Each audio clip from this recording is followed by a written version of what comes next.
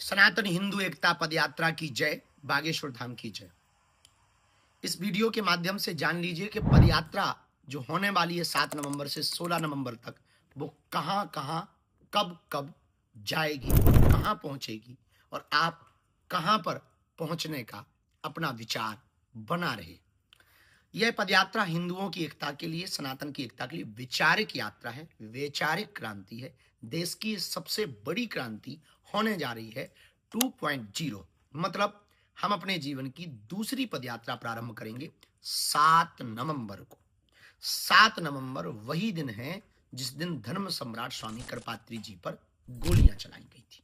ये शायद लगभग 1966 की पुरानी बात है। अब ये 2025 की नई बात है कि वही तिथि दिल्ली में फिर से दोहराई जाएगी 7 नवंबर को।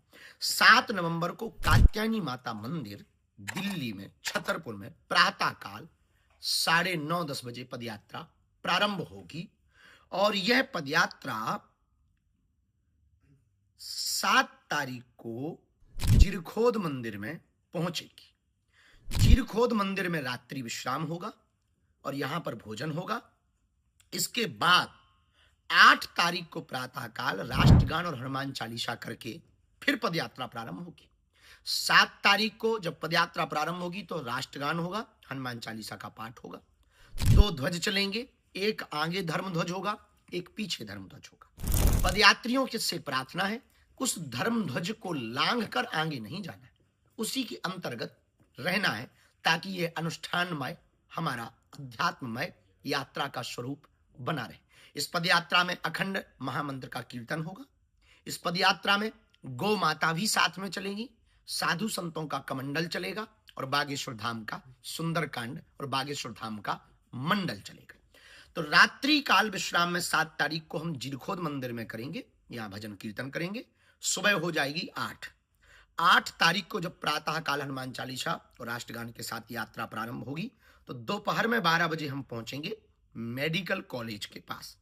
वहां पर मेडिकल कॉलेज के पास में चलित भोजन होगा, दोपहर का भोजन होगा और फिर 7 किलोमीटर चलेंगे और रात्रि विश्राम करेंगे दशहरा मैदान फरीदाबाद में।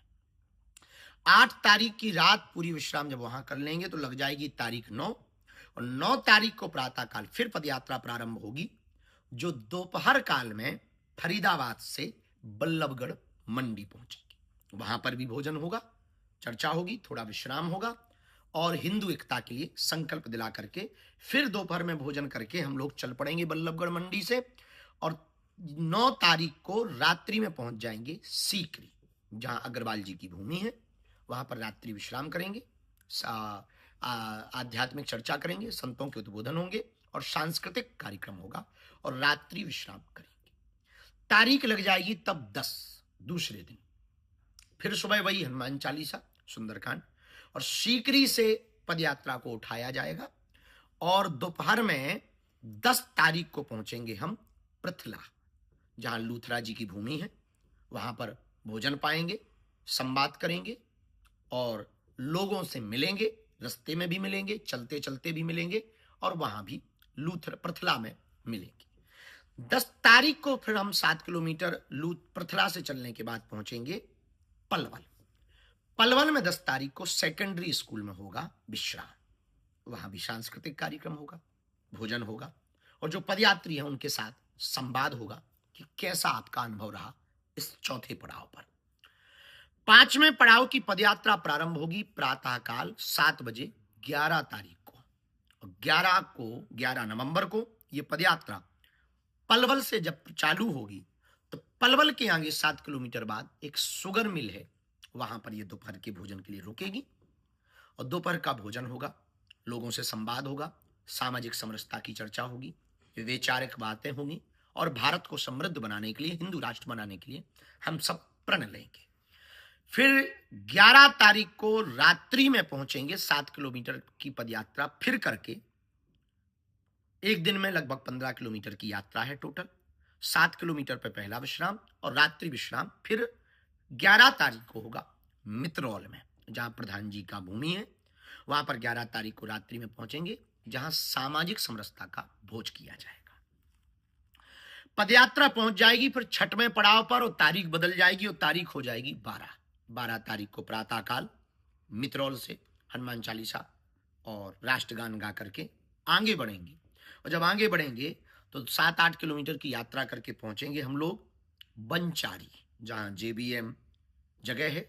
वहां 12 तारीख हो गई होगी। 12 तारीख को जेबीएम बनचारी में दोपहर के भोजन में विश्राम करेंगे, संवाद करेंगे और फिर इसके बाद में लोगों को मिलते हुए ब्रिज की तरफ बढ़ना प्रारंभ हो जाएगा पूरे बागेश्वर धाम के भक्तों का, क्योंकि ये पद यात्रा बालाजी और बांके बिहारी के मिलन की यात्रा है। तो बड़ा उत्साह के साथ जब ब्रिज की तरफ बढ़ेंगे तब पहुंच जाएंगे हम लोग होटल मंडी।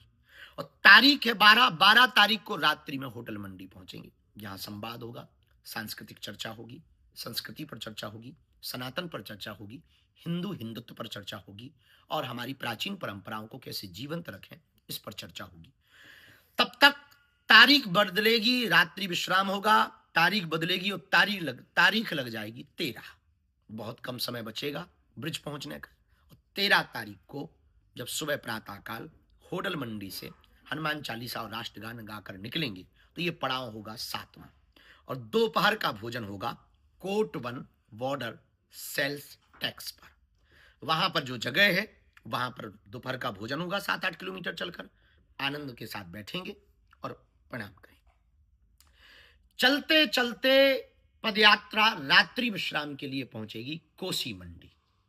कोसी मंडी में 13 तारीख को रात्रि विश्राम होगा और यहां पर सांस्कृतिक चर्चा वही होगी, संगीत होंगे, भजन होंगे, गीत होंगे, ब्रिज रस होगा, ब्रिज का आनंद होगा। पदयात्रा विश्राम करेगी 13 तारीख को कोसी मंडी में और तारीख बदलेगी, तारीख लगेगी 14 और पड़ाव होगा 8वां। और 14 तारीख को जब सुबह प्रातःकाल कोसी मंडी से हनुमान चालीसा और राष्ट्रगान गाकर निकलेंगे तो 7-8 किलोमीटर चलने के बाद में जो दोपहर का भोजन होगा वो होगा बेकमेट इंडस्ट्री कंपनी के सामने। वहां पर भोजन होगा, वहां पर संवाद होगा, सामाजिक समरसता की चर्चा होगी और फिर यहां से प्रण लेकर के फिर बढ़ जाएंगे 7-8 किलोमीटर और रात्रि विश्राम 14 तारीख को करेंगे गुप्ता रेजिडेंसी में। वहां पर रुक करके फिर वहां के लोकल क्षेत्रीय लोगों से चर्चा करेंगे, संतों से चर्चा करेंगे, महंतों से चर्चा करेंगे, उनका आशीर्वाद लेंगे और विश्राम करेंगे। 14 तारीख को विश्राम करते ही तारीख बदल जाएगी, तारीख लग जाएगी 15 नवंबर। तो 15 नवंबर को 9वां पड़ाव होगा। फिर एक दिन मात्र शेष रह जाएगा। उत्साह और उल्लास चरम पर होगा बांके बिहारी से मिलन का और बालाजी से मिलवाने का। 9 तारीख को 9वें पड़ाव को 15 नवंबर को दोपहर का भोजन जो किया जाएगा सुबह चलने के बाद गुप्ता रेजिडेंसी से यादव हरियाणा ढाबा के पास में दोपहर का भोजन होगा। वहां रुकेंगे 15 तारीख को और वहां पर संवाद करेंगे, ब्रिजवासियों का आशीर्वाद लेंगे, ब्रिज के सभी माताओं का आशीर्वाद लेंगे, ब्रिज रज को मस्तक पर लगाते हुए रात्रि विश्राम करेंगे राधा गोविंद जी मंदिर में। वहां पर रात्रि विश्राम होगा, ठाकुर जी के दर्शन होंगे, ठाकुर जी के तरह तरह की लीलाओं का मधुर गायन होगा, संवाद होगा, रुका नहीं, रात्रि विश्राम करेंगे, रुकेंगे। इसके बाद फिर वो दिन आ जाएगा जब हम सब अपने जीवन की 2.0 की यानी जीवन की दूसरी पदयात्रा को विराम देने का समय होगा। वो दिन आएगा जब बालाजी और बांके बिहारी के मिलन का समय आएगा। वो दिन होगा जो पदयात्री 10 दिन से नई नई यादें तरोताजा करके लोगों से मिलकर, हिलकर, मिलकर, चल करके जब हम लोग नई नई कहानियां को गढ़ पाएंगे, समझ पाएंगे, जान पाएंगे और भारत के लिए कुछ कर पाएंगे। और फिर यहाँ से विदा होने का समय होगा, अपने अपने घरों की वापसी।